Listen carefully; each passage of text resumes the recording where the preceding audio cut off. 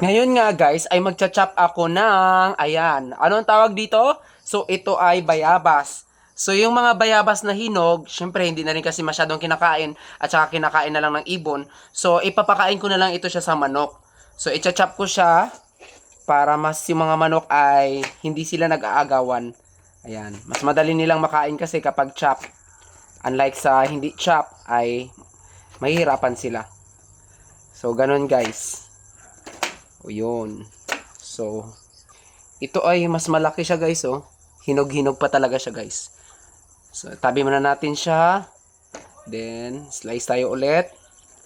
Mas malaki. Wow, mapula-pula din siya guys, oh. Uy, ang sarap. Pwede pa siyang kainin guys. Pero syempre, dahil para sa mga manok ito, ibibigay ko na lang to sa manok. So, hindi na tao yung kakain. So, manok na lang.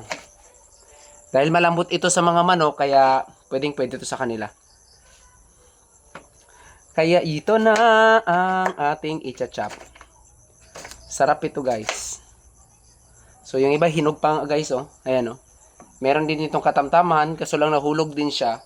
So, yun. So mamaya ipapakain ko na ito guys.